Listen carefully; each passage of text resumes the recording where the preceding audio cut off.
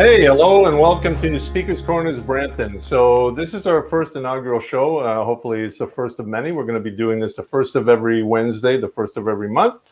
And we're going to be talking about different issues, and it's an opportunity for you as viewers to actually interact with the hosts, which is myself and Faisal Khan, which I'll introduce soon enough. But the idea and the concept of Speaker's Corner, we wanted to bring into the modern age.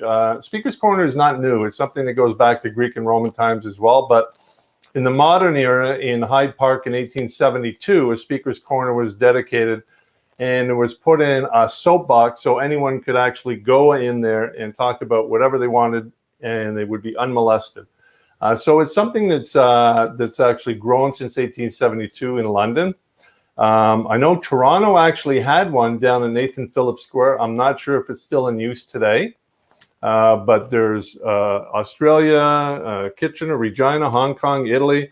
Several places in the U.S. have speakers' corners, and it's an actual place where speakers can go and they can basically vent or talk about whatever they want to talk about. So we thought we'd bring this to the 21st century and bring it to an online platform, which is what we're doing.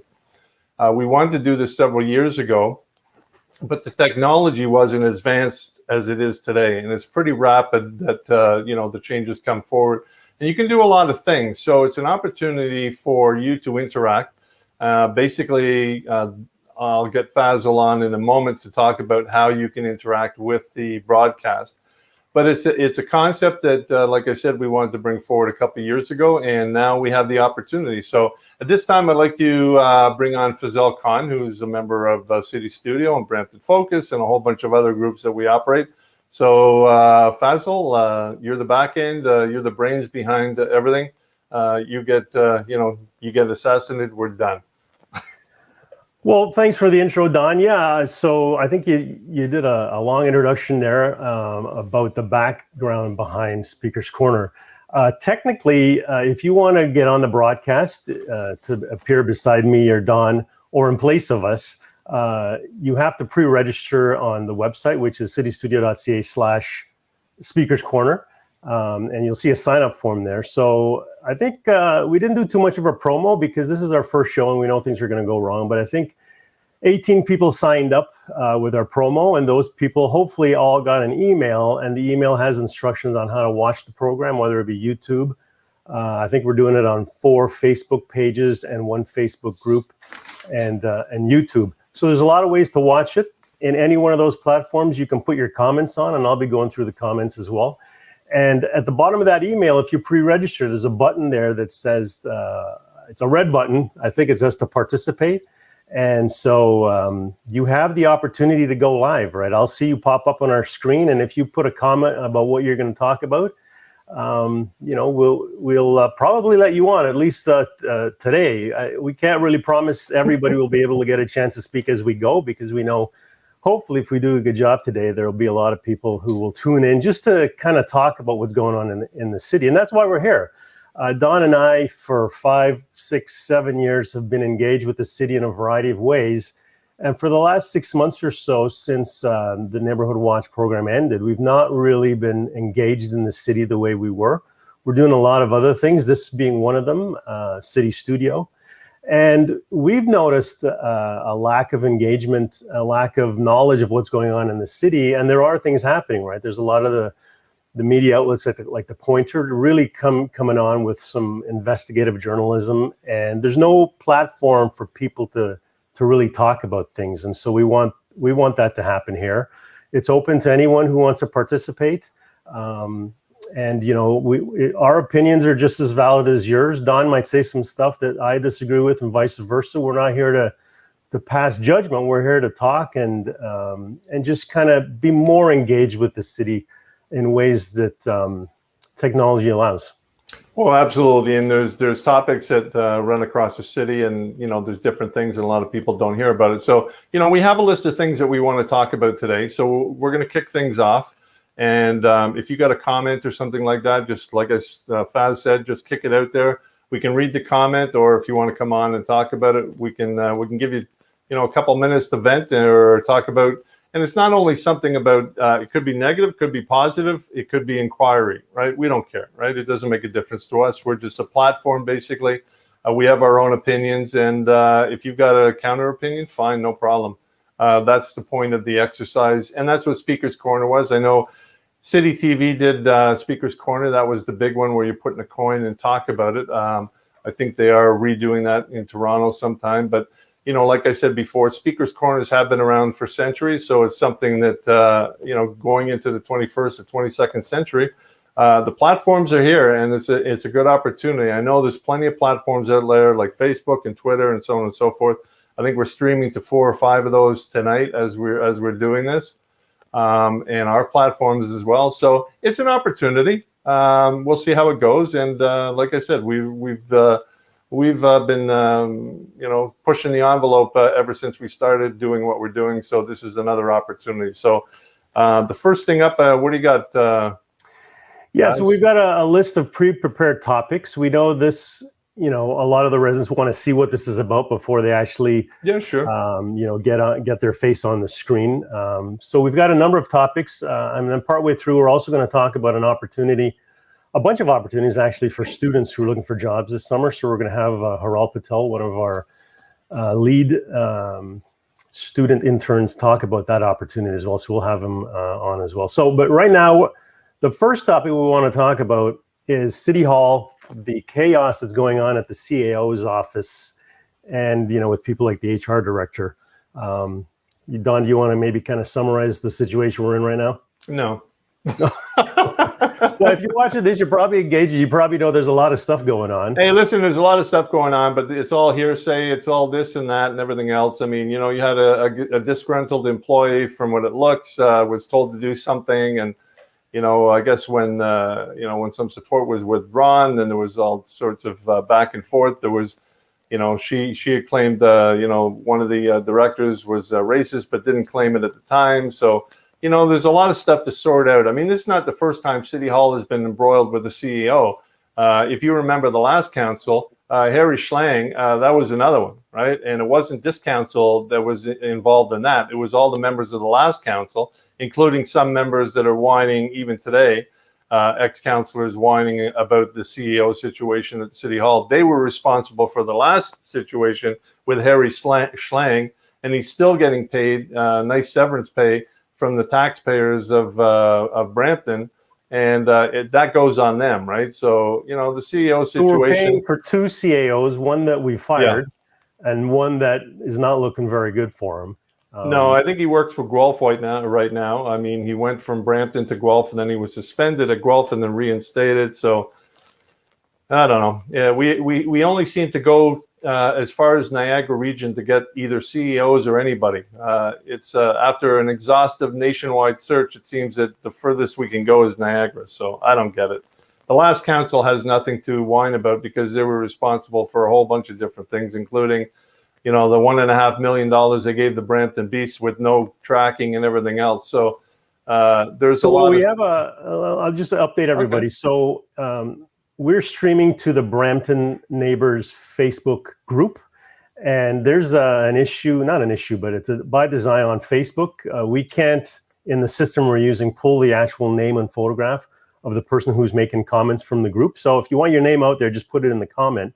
But the Facebook user says, why is it that we never hear about issues such as this in Mississauga? And he said, well, that's a good question, because Mississauga seems to always be, put it this way, there's no scandals coming out of Mississauga. Never, like, Hazel ran a tight ship, right? You heard from Carolyn Parrish every once in a while that, she wanted to stomp on George Bush's face and so on and so forth. But they seem to run a tight ship, and it's not that they don't have scandals there, just that it never comes out. There's no group like us, basically, in Mississauga. That's number one.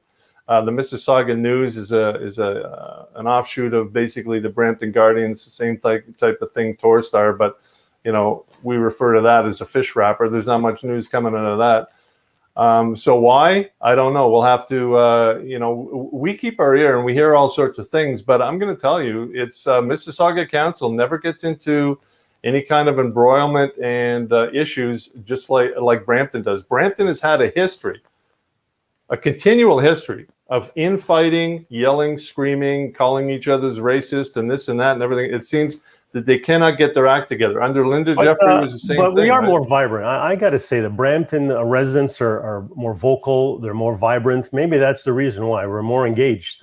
Because there's stuff going on in Mississauga as well, right? Oh, absolutely. So Don, we got Ivan Macri down below. Ivan, I can't see you, so and your mic's off. So if you can fix that, we'll get you on here. Ivan, as everybody knows, is all over Brampton Facebook. He's involved in all sorts of community safety initiatives and promoting small businesses. So I'm hoping, Ivan, you can solve your okay, so it looks like his mic's on. Maybe we just can't see him. I'll add you to the stream here, Ivan. Hi, Ivan, can you hear us? Yeah, I can hear you very well. Ivan, how's it going? Very good. It's great you guys are doing this. This is amazing. We can hold you down from getting involved with community, and this is great. This is a great tool, and I'm sure it's going to go far. We just got to make sure that you can get on basically your viewer next time, right? What are you on? Just a computer or a cell phone? I'm on the cell phone right now. Okay, all right. So we'll make sure that we understand how to make sure that you can get on with it.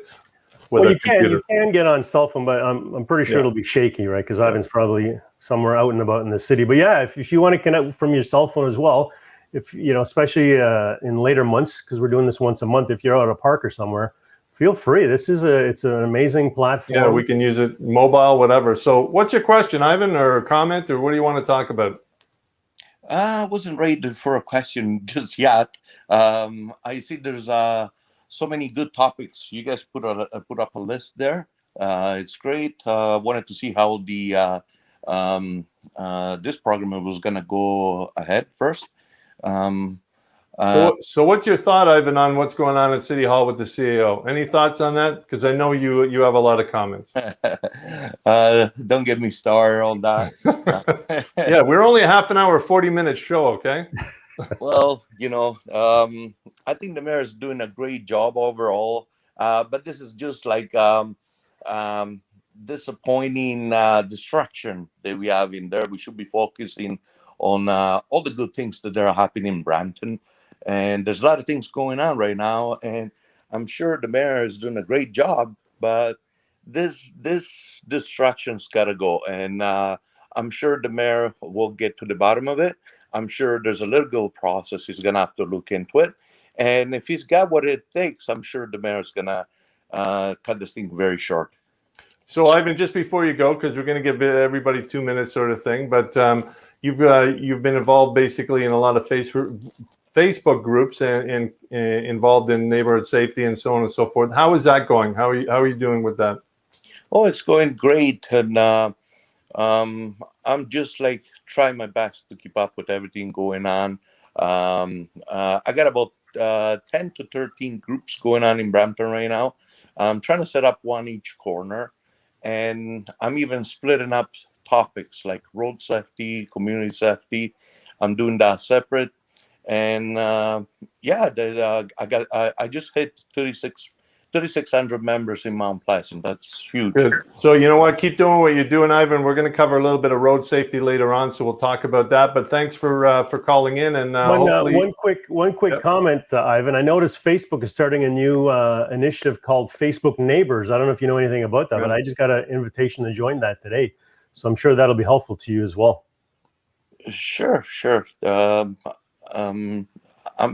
probably didn't get the notification for Facebook yet. They're just rolling it out, and they're piloting in Canada for the rest of the world. So that could be interesting. Yeah, I'm gonna have to look into that. There's a lot of things going on, and I'm sure I'll be looking into it. All right, Ivan. We'll talk to you soon. Thanks, Ivan. Thank you. Okay, what did you have up there? You had another question for somebody? Yeah, so Christopher wants to know, is Brampton getting another hospital or not? Okay, well, the latest announcement from the provincial government and Doug Ford was that basically they're taking the Peel Memorial, which is a lot of people call a glorified clinic, and they're going to add 200 beds to that. It's going to be a totally separate wing, and they're going to add 200 beds to that location. And supposedly a 24/7 emergency room as well. So that type of thing, is it a new hospital? To me, it's a retrofit of a clinic. It's not a new hospital. And Brampton, it's definitely nowhere near the number of beds that a growing city like Brampton needs. I think we're off by 1,000 or 1,200 beds, even after these beds that were announced were built. Yeah, the provincial average is 2.3 beds per 1,000 people. So if you take a look at Brampton, we're almost, we're 650. We're going to be 700,000 people. If you do the math, that's 1,500 beds basically. I think Brampton Civic right now is, 680 beds. Let's say we'll give it 700. So even if you had take 700 and this one is 200, that's only 900. We're not even the halfway mark of where we should be in beds per the provincial average. And the hospital is not supposed to. Let's move on. Sorry to cut you off. Yeah, the right. hospital situation will be ongoing. Right. So the next topic is pandemic pay in municipalities. So there was in York Region Council, there was a lot of discussion this week. There was small businesses and residents saying, council members should forgo their pay during the pandemic just so they can feel the hurt that small businesses are going through. And their council members they didn't laugh at it, but they said it's not going to do anything. So why would they do that? Yeah. Mississauga is the only municipal council that I know of that has actually done anything. And all they did was cut the car allowance to councillors by 1/3. So they're still getting 2/3 of their car allowance. And I think it amounts to $63,000 in savings to the city. In Brampton, I don't think anything has been done. Right? No, nothing's been cut. And the thing is, I still don't understand why councillors get car allowance, right? You're in a pandemic. We have been for over a year now. We're told to stay home, don't go out. Politicians seem to go out and do selfies, but car allowance, there's got to be some hurt. The old adage of, we're in this together. I think after a year and a half or close to a year and a half that we're coming up to, people are looking at it saying, yeah, we're not really in this together, are we? Yeah. Okay, so we're not gonna, that's a. I'm not going to debate the point. It's kicked around for a while. Politicians cutting their pay is something that it's almost like a finding a four-leaf clover. It's almost an impossibility. But that said, I do think, and this might be contrary to what most people think, I do think councillors are underpaid. If a councillor does the job the way it's supposed to be done, which is you're connecting with residents every day with tools like this, you're holding especially during a pandemic, you're holding things like this every night, talking to residents, going to council meetings, fighting for your causes. It's a tough job, and you should be compensated for it, and so that we get high caliber people running for the positions. Unfortunately, especially a lot of women, why would they want to run in an environment like Brampton where if somebody disagrees with you, they go after you personally? Well, I agree with that. I mean, I'm not against politicians earning a decent dollar. I take a look at let's say the CEO of Brampton. I mean, he's six figures. I think he gets paid almost as much as the Prime Minister of Canada. You take a look at some of the civil servants on the Sunshine List, and I'm like, these guys are getting more than, some of the people that are running big corporations. I don't agree with, vast amount of sums for public service. I think it's got way out of hand, but I do believe that city councillors are not paid as they should be getting at least a six-figure, and they're not. They got expense accounts.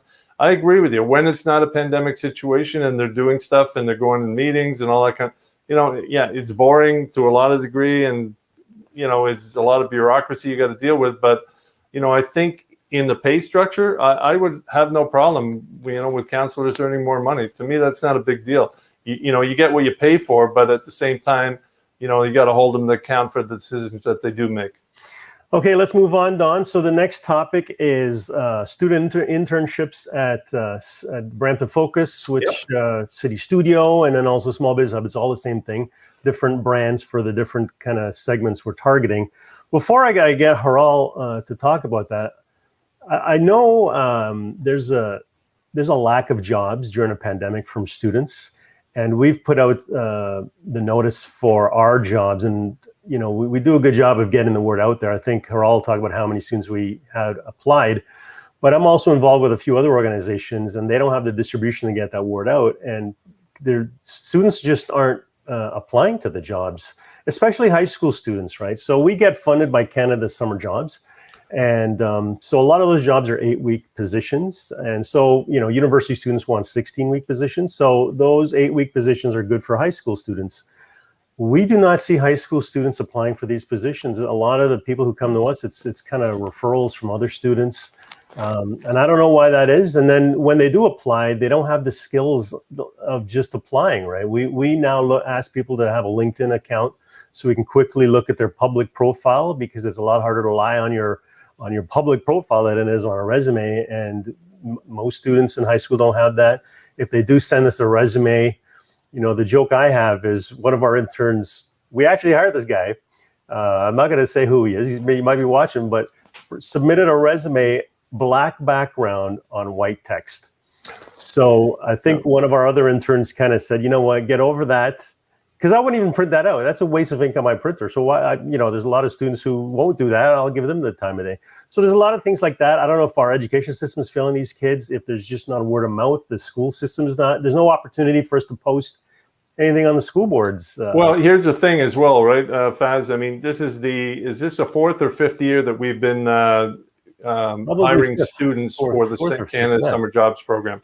We're one of the largest for a nonprofit organization in Brampton. We hire anywhere from 18 to 25 students every year and provide them with all sorts of training. So, as a nonprofit, I'm very proud that we're doing that. We're giving Brampton youth a chance to basically learn a whole bunch of different skills, whether, in front of the camera, behind the camera, or marketing, strategy, and so on and so forth. So yeah, and a lot of our students use the experience they get here for their next job or for their full-time job or for when applying to university. So we've got students that have gone on to Bell Canada, Royal Bank, IBM, legal firms. We have an intern who just graduated as a lawyer from Queen's University and has a job and credits this job for a lot of the experience and just opening that door and doing well in interviews. One of our students this year is going to Waterloo Engineering. We got a lot of students from Western. But before I go on to that, we have an intern who can talk about the role, and I'd like to introduce you to him. His name is Haral Patel. You've probably seen him over the last couple of years. Welcome, Haral. How are you? Your mic's off, Haral. I'll turn it on for you. I can't. You got to unmute yourself. My apologies. I'm happy to be here. Don, can you believe he did that? Yeah, I know. How long have we been teaching him how to do front and back work of the camera, and he can't unmute himself? Unbelievable. Don, I'll take you one-on-one on a computer test, and we'll see who has better skills. Anyway, go ahead, Haral.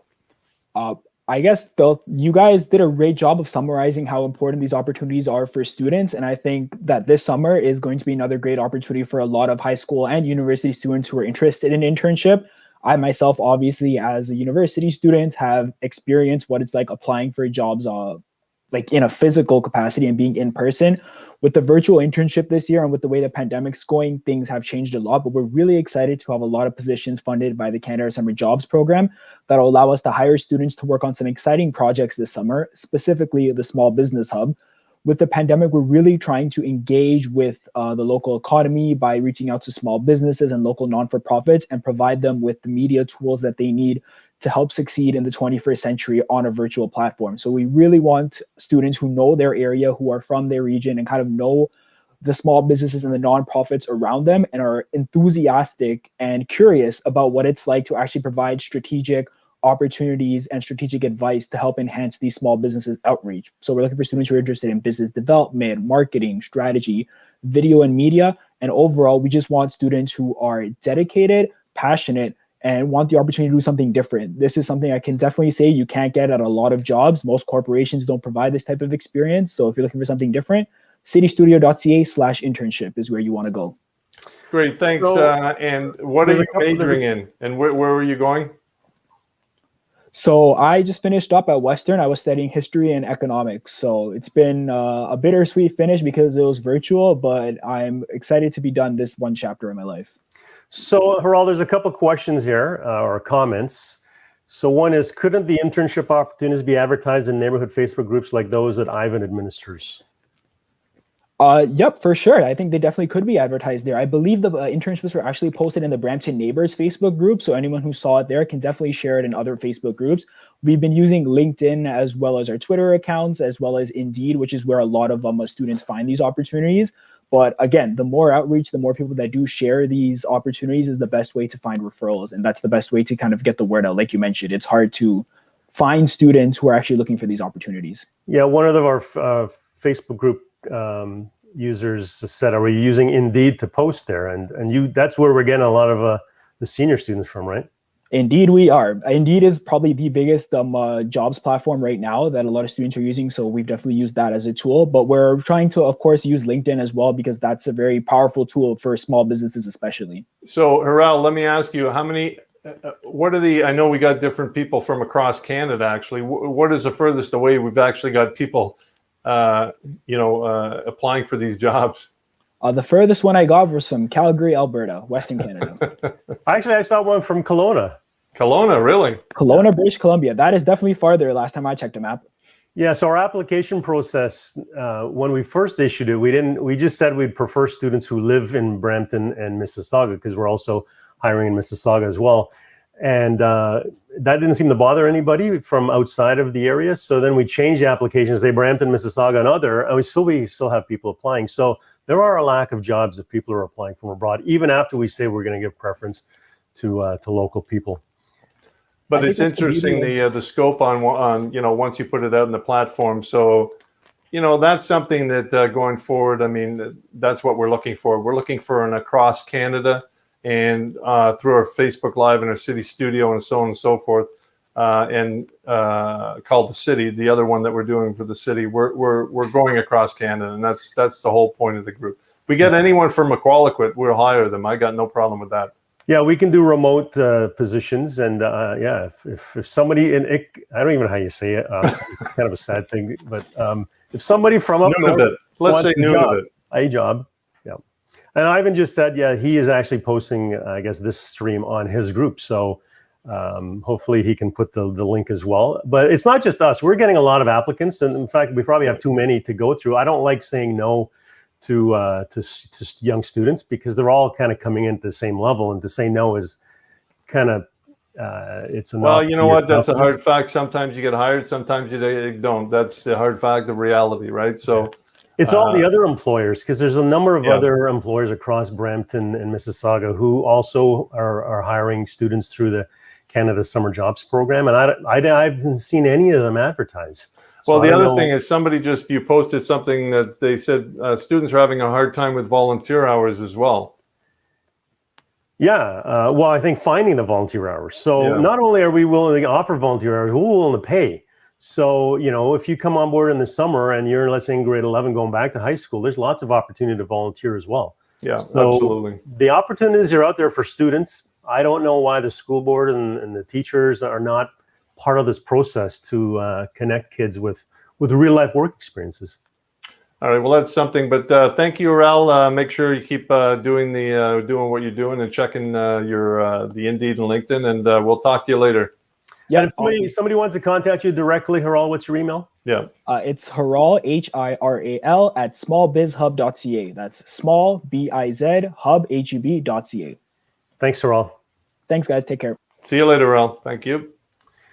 Okay, and another question: are we connecting with guidance offices? No, we are not. That's an effort in itself, right? Yeah, going through school boards with guidance offices, forget it. You're going through bureaucracy, red tape, forget it. Yeah. Okay, off to the next topic, Don, which is electric buses on Brampton streets. You probably saw. 8. What's that? I said we're getting 8. We're getting 8 electric buses. Yes. Does that excite you? Well, we have the highest rate of people actually leaving Brampton. Our activity rate is 65%. So I think you need a lot of those buses to transport people out of Brampton rather than in Brampton. So, public transit is something that if you go to a world-class city, they have world-class transit. If you go to Madrid, Paris, Barcelona, I don't know how many cities I've been in the world, and they're called world-class cities. London, they have a great public transit system, whether it be the underground or a metro system with upper buses, and they have bike share programs. Brampton is not, in my mind, a world-class city, although they promote themselves as that. But people need to get around. If morphing into what we're going to talk about a little bit later, not much later, but the high insurance rates in Brampton. Well, that's because most people got to drive. We're a suburb, right? You got to drive in and out of it.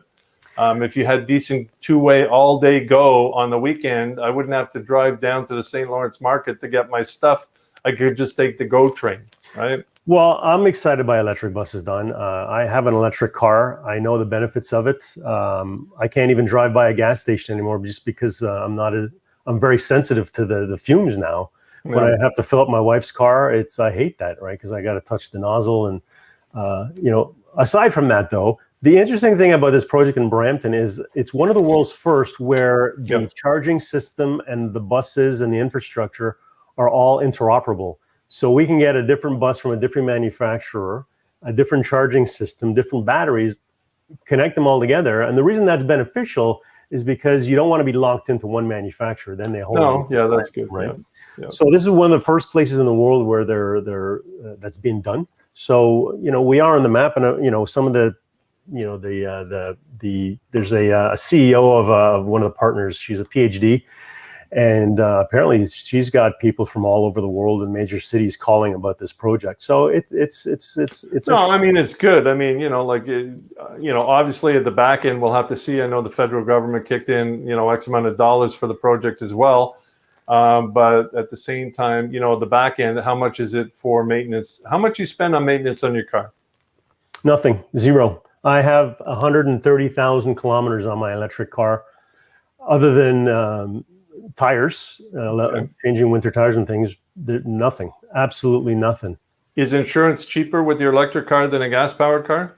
No. Okay. I think the insurance cost is more about liability and where we live, and not the actual replacement value of the car. Yeah. Okay. It's not. All right, but it'll be interesting to see. Obviously, like I said, we need more public transit. If I could get away with not having a car, paying insurance and gas, but I have to with my job. But still, if I didn't, I would take public transit. When I moved here from Toronto, I lived in Montreal, and I did not own a car until I moved to Toronto. Yeah, right? There's a ride share or car ride share program in BC that my daughter uses. She goes to UBC, and her friends took the car, picked her up at the airport, and brought her back. And apparently, it's cheaper than an Uber. Wow. So well, a lot of cities, the taxis are cheaper than owning a car, right? I mean, you go to London, it's cheaper to use a taxi than you don't have to park. Some European cities, it costs you like $60 to park.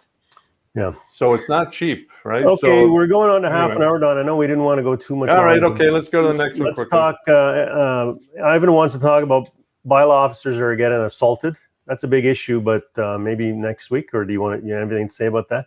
I haven't heard about a lot of bylaw officers getting assaulted, but I think one got spat on or something. I don't know. It's wrong. Don't do it. It's ridiculous, actually. Yeah, the bylaw officers are trying to do the best they can in a difficult situation. They're not armed. They're not the police. They're just trying to do their job. And it's if you're an idiot and you're out during a lockdown and you're not supposed to be where you are, there's no sense in starting to just go home, do what you're supposed to do, and don't be an idiot, right? Okay, next topic: pandemic vaccines and public health. You must have some comment on what's going on. Ooh, that was a big one. That was that's been all over the news of what the National Advisory Committee on Immunization said, about the AstraZeneca.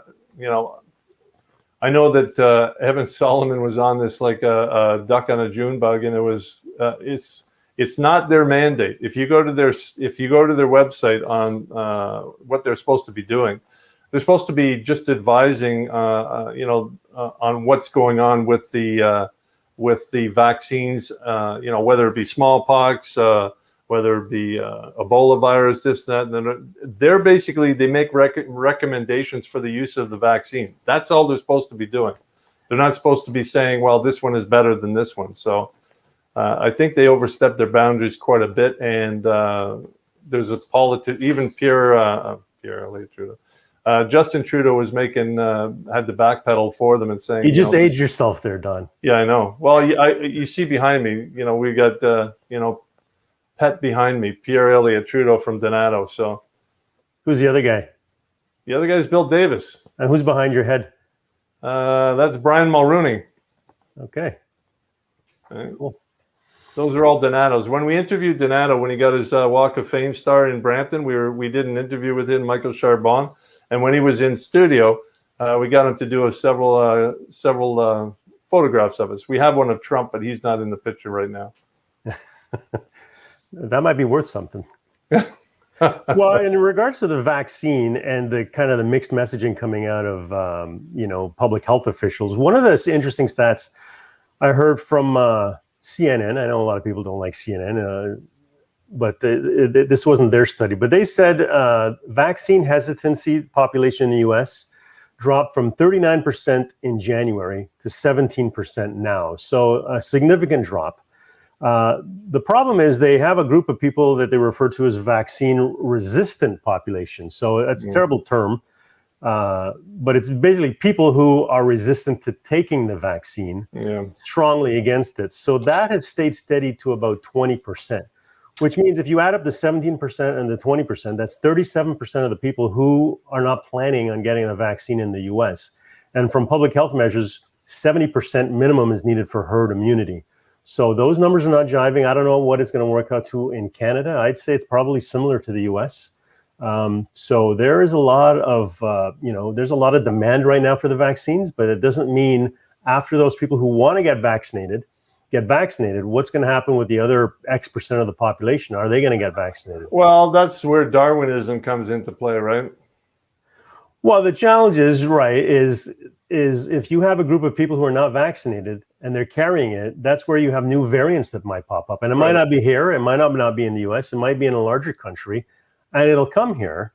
And then the people who do have the vaccine may no longer be protected.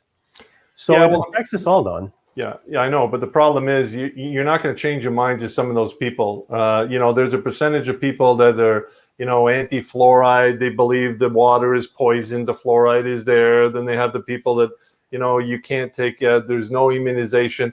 When I was growing up, like my age group, basically when we went to school, we got the mumps, the measles, the whooping cough, we got the polio shot. We got these at school. We used to have a school nurse in the school and administer all these shots.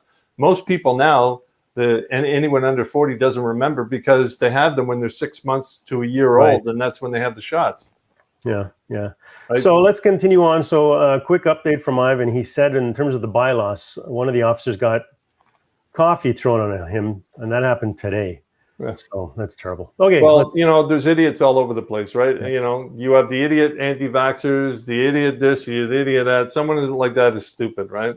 Okay, so our last topic we have on our list. Hopefully next week it's just we change every week. No big deal. Residents raising their issues. Yeah. So is road safety and car insurance. The reason that's on there, the road safety part, is yesterday a 5-year-old in Mississauga was hit at an intersection at Huron, Ontario, and I forget the intersection, but it's not really relevant actually. It's the fact that a 5-year-old was killed on the road. Well, they were biking, right? I don't know. Does it really matter who's at fault? No, I'm not saying that. I'm just saying, they were biking. You want an active transportation, and basically, we have bike lanes in Brampton, but they're all non-protected bike lanes. Every time, we're talking about e-scooters and mopeds. I saw someone taking a dirt bike, not on the road, but they were driving it on the sidewalk, going about 40, 50 kilometers an hour on the sidewalk. Yeah. It was here, Ontario and Elm Street, according to our Facebook user. Yeah, well, I mentioned on Twitter, I do a daily walk, and yesterday I heard coming behind me an electric bike, and the only reason I heard it was because it was one of those fat tire bikes. Yeah. This thing should not be on the sidewalk. If I was a little kid and I actually, moved into their path, that would have been very, very dangerous. They were going at least 30, 35 kilometers an hour at least. I have no idea. I've never seen something go that fast on a sidewalk. Yeah, well, those e-bikes, I mean, the new ones, I've taken a look at them because I have, and looked at it and said, well, that's pretty cool. You go about 30 kilometers an hour, and some of those, they can go pretty fast. And the rad bikes, they're, the big wheels and everything else. But, you want an active transportation, you have to have protected bike lanes, because I go up and down Vauden, that area where they have the Rutherford and the bike lanes listed, and even North Park. And it's like, I don't see anyone riding their bike in those bike lanes. I have seen everybody still on the sidewalk, and I can't really blame them because obviously the drivers in Brampton and and Peel seem to be crazy, but it's just, I wouldn't have my kid on using those bike lanes unless they were totally protected. You go to any European city, the bike lanes are all protected. They have concrete barriers. They have pylons. Well, even as a pedestrian, I don't feel safe at rush hour. I crossed Mississauga, Financial Drive and Steeles Avenue, which is like 6 lanes, 3 lanes each way at that intersection.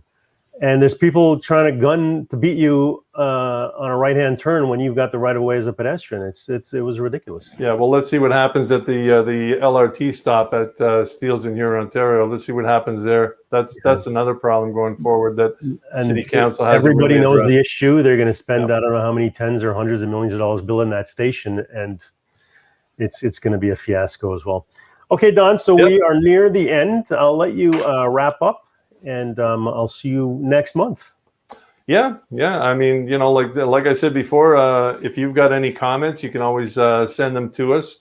citystudio.ca / what are we doing for that, Faz?